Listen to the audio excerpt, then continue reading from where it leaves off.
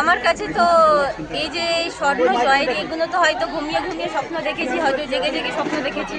আজকে এই জিনিসটা সত্যি করতে পেরেছি, সত্যি আমি খুব খুব হ্যাপি, খুব খুব খুশি আজকে। আর আমি আগে অলিম্পিকে যেতে চাই, এরকম স্বর্ণ নিয়ে আসতে চাই, আর আমার দেশকে গর্ববোধ করতে চাই আমি আমার প্রতি। আমার যেখানে ছোট ছোট সমস্ত ভাই বোন আছে, এদের মধ্যে প্রচণ্ড ট্যালেন্ট আছে। কে জানে কে কোন দিকে ট্যালেন্ট আছে, কে কত দূর যাবে কেউ জানে না। আমিও জানতাম না কি আমি এই জায়গাতে আসবো, কিন্তু আজকে এসেছি। আর এর জন্য আমি নিজেকে স্বপ্ন দেখেছি, তাই আজকে আসতে পেরেছি।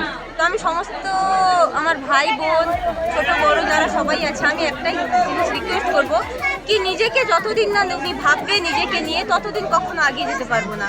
কারণ আমি সব থেকে বেটার আমি নিজেকে জানতে পারবো, আমি নিজে কেমন কি আমি নিজেই জানি। অন্য কেউ আমাকে জানবে না, না কেউ আমার মা জানবে, না আমার বাবা জানবে। সব থেকে নিজেকে বুঝবো নিজে। এরা আছে আমার সাপোর্ট করার জন্য, আমার পাশে থাকার জন্য। তো সবাইকে বলবো নিজেকে বুঝুন সব থেকে প্রথম। আচ্ছা, এই যে তোমার জয়ের পাশাপাশি কে সাহায্য করেছে, মানে কতটা সাপোর্ট পেয়েছেন, কার কাছ থেকে পেয়েছেন? সাহায্য বলতে আমি গার্লস স্কুলে যখন পড়াশোনা করতাম, ক্লাস 7-এ পড়াশোনা করতাম, তো খেলা ছোটো থেকে ইন্টারেস্ট ছিল। তো আমি স্কুলে সবসময় বলতাম কি আমি খেলতে চাই ম্যামকে। তো স্কুলে কোনোদিন খেলা হয়নি, সেই হিসেবে এরকম ইন্টারেস্ট কিছু দেখায়নি যে খেলা কি হবে কিভাবে হবে। তো আমি যোগাযোগ করে যখন অন্য স্কুলে আমি পড়তাম, বামনগর স্কুলে, তো ওখানে খেলেছিলাম, ডিস্ট্রিক্ট চ্যাম্পিয়ন হয়েছিলাম তখন। কিন্তু মাকেও বলিনি যে খেলতে যাচ্ছি মা, ওরকম স্কুলের সঙ্গে চলে গেছিলাম। অনেক ছোট ছিলাম সেই বয়সে, কিন্তু যে মনে একটা ইচ্ছা ছিল যে খেলবো, সেই হিসাবে স্কুলকে ফোর্স করলাম। স্কুল আমাকে খেলালো, ব্লক থেকে খেলালো, সাব ডিভিশন খেলালো, তারপরে ডিস্ট্রিক্ট খেলালো, স্টেট খেলালো। এরকম করে করে যখন খেললাম, তো বাইরে থেকে কলকাতা থেকে কোচ যে কল্যাণ চৌধুরী আমাকে এখানে স্কুলে কোনো একটা প্রোগ্রামে এসেছিলেন, তো ওখানে আমাকে দেখেছিলেন রানিং করতে। আর এক স্যার ছিলেন রাহুল চ্যাটার্জি, তো আমাকে ওখান থেকে অ্যাপ্রোচ করেছিলেন, প্রপোজাল দিয়েছিলেন কি এরকম ট্রেনিং করার জন্য। আমি কিছু জানতাম না যে অ্যাথলিট এরকম হয়, এরকম সব কিছু ওখানে ট্রেনিং হয়, এত বড় ট্র্যাকে এত বড় বড় অ্যাথলিট থাকে, কিছুই জানতাম না। তো যখন আমি ওখানে যাওয়ার প্রপোজাল পেলাম, তো মাকে বললাম, স্কুল থেকে যে টিচার ছিল সব রকম গাইড করেছেন আমাকে। আমার যে হেডমিস ছিলেন রাখি ব্যানার্জি, তো উনি তো প্রচণ্ড পরিমাণে হেল্প করেছেন। তো আপনি বলতে পারেন কি আমার আরেকটা মা। কারণ আমি হয়তো বাইরে থাকি, যেখানে থাকি শুধু একটা ফোন করে দিই আমি যে এই জিনিসটা আমার লাগবে, এটা আমি করতে পারছি না, এটা প্রবলেম হচ্ছে। উনি যেখানে থাকুক, যত প্রবলেম থাকুক, ওটা সলভ করার জন্য চেষ্টা করে। তারপরে আমি স্কুলে ক্লাস করতে পারতাম না, আমাকে ট্রেনিং করার জন্য সকাল 11টার সময় বেরিয়ে যেতে হতো। স্কুলে প্রেজেন্ট করে চলে যেতাম ওখান থেকে চেঞ্জ করে। তারপরে ওখানে যাওয়ার পরে, ট্রেনে যাওয়ার পরে 5 ঘন্টা জার্নি করার পরে ট্রেনিং করতাম, করে রাত 12টা বেজে যেত ট্রেনিং করে আস্তে আস্তে শিয়ালদা থেকে। তা আমি তো ঘুমিয়ে রাস্তা এই রাস্তা দিয়ে হেঁটে হেঁটে যেতাম রাতে। মা আমাকে নিয়ে যেত, বাবা কোনো নিয়ে যেত, কোনো দিন আমার জিজু, আমার দিদি, কেউ না কেউ আমার সঙ্গে যেত। কিন্তু সেই জায়গা থেকে আজকে আমি এত স্ট্রাগল করে ওই জায়গা থেকে যখন হচ্ছিল না ট্রেনিং করা, এত জার্নি করার পরে ট্রেনিং হচ্ছিল না, তারপরে ওখানে যে কোচ ছিল আমাকে বললো যে এখানে থেকে ট্রেনিং করা। কারণ 5 ঘন্টার জার্নি করা, তারপরে বডিতে অতটা এনার্জি থাকে না 100% গিয়ে দিলে আমি সেটাকে ট্রেনিংয়ে দেবো।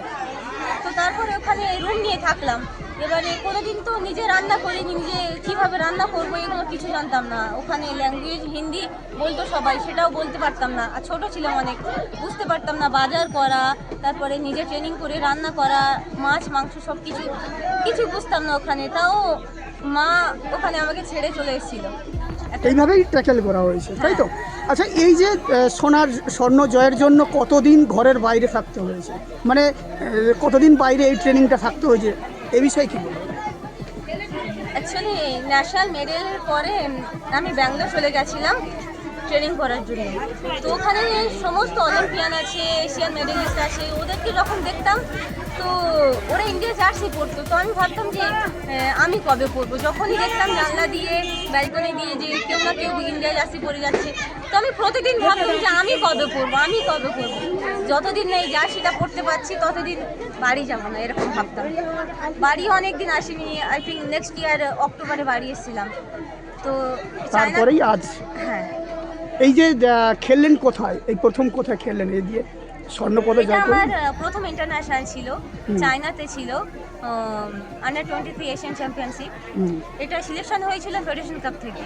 তো এর আগে এশিয়ান গেমসের জন্য প্রিপারেশন করাচ্ছিল আমার কোচ আচ্ছা অ্যাকচুয়ালি। তারপরে একটা কম্পিটিশনে ওখানে রান করতে গিয়ে আমার হ্যামস্ট্রিং ইঞ্জুরি হয়ে গেছিলো, তার জন্য 3-4 মাস কোনো ট্রেনিং করতে পারতাম না, বসে থাকতাম। ওখানে যে পার্সোনাল ফিজিও, তারপরে ডক্টর, কোচ আমাকে এক্সারসাইজ করাতো ফিট থাকার জন্য, যে ইন্ডুরেন্স না কমে যায়, স্পিডের জন্য সব কিছু।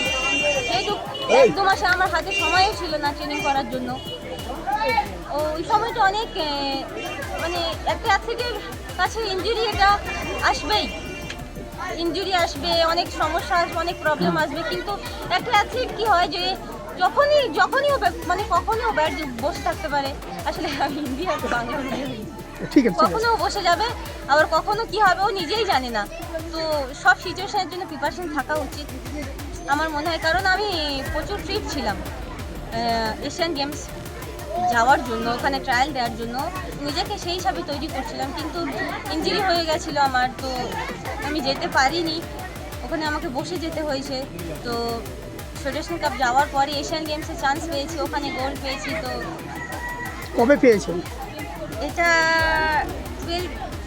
12 তারিখ 12 তারিখে পেয়েছেন। জুলাই আজ সবে কি 12 বাড়ি ফিরলেন?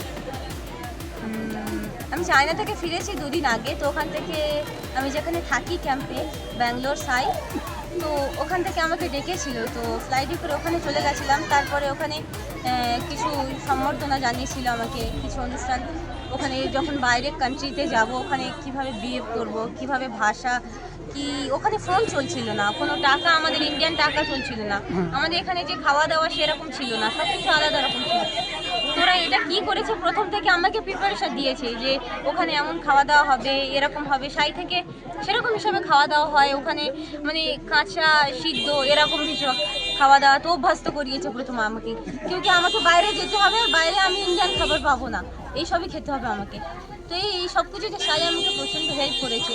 কারণ ডায়েটটা যদি মেনটেন ঠিকঠাক না থাকে, ওখানে আমি শরীর থেকে দুর্বল হয়ে যাব, নিজের 100% দিতে পারবো না। তারপরে নেক্সট ডে মাকে ফোন করলাম, মা বাড়ি আসতে বললো আমাকে। তো তারপরেই এই বাড়ি আসেন। সঙ্গে বলতে আমাদের ওয়েস্টবেঙ্গল থেকে আমি অ্যাজ এ অ্যাথলিট আমি একাই গেছিলাম, আচ্ছা। আর টিম মেম্বার যে আমাকে যে ট্রেনিং করান কোচ, উনি আমার সঙ্গে গেছিলেন। তারপরে তো আমাদের ইন্ডিয়ায় মতলব স্পোর্টস এফআই যে স্পোর্টস অথরিটি অফ ইন্ডিয়া, ওখান থেকে অনেক অ্যাথলিট গেছিলেন, ফিজিও গেছিলেন, মাসাজার গেছিলেন। তো অনেক টিম একসঙ্গে গেছিলেন ওখানে গাইড করার জন্য। কারণ হয়তো আমরা তো অত কিছু ম্যানেজ করতে পারবো না, ওখানে ভিসার ব্যাপার আছে, এই ফ্লাইট চেঞ্জ করে অন্য ফ্লাইট, এত কিছু বাইরে কোনো দিন যায়নি। তো আমি তো ভয় পাচ্ছিলাম প্রথমে যে কী হবে না হবে, ওখানে গিয়ে কথাও বলতে পারছি না, সবাই ল্যাঙ্গুয়েজ কিছু বুঝতে পারছিলাম না, আর ওরা ইংলিশও বুঝতে পারছিল না। তো চুপ করে থাকতে হচ্ছিলো, যে ইশারাতে বুঝতে পারছিলাম, এরকম হচ্ছিলো। তো সেগুলো ওনারাই ম্যানেজ করেছে, ওনারা সব কিছু করেছে। এতে হ্যাপি। হ্যাঁ, এফআই প্রচণ্ড পরিমাণে হেল্প করেছে ওখানে যাওয়া নিয়ে, সব কিছু খাওয়া দাওয়া থাকা প্রচণ্ড পরিমাণে হেল্প করেছে। আর ওখানে চায়নাতে একটা জিনিস আমি দেখলাম, ওখানে ডিসিপ্লিন আর হাইজেনিক প্রচুর মেনটেন করা হয়। ডিসিপ্লিন, কেউ জোরে কথা বলে না কখনো, সবাই মাথা নিচু করে স্লো স্লো একদম কথা বলে এরকম। ওখানে দেখে একটা জিনিস শিখলাম যে আমি নিজে যদি বদলাই তবে আমার দেশ বদলাবে। প্রথম নিজেকে বদলাতে হবে, তবে আমার দেশকে আমি বদলাতে পারবো। কারণ আমি নিজেকে বদলাতে পারছি না, আর আমি ডিজার্ভ করছি কি আমার দেশটা বদলে যাক। কীভাবে করবে, আমি দেশেরই নাগরিক। তো প্রথমে আমি বলছি কি নিজেকে বদলাবো। তোমার নাম? আমার নাম নাফিসা খাতুন। বাড়ি? বাড়ি রাঙ্গাফুল, থানা? থানা কুলপি। Thank you.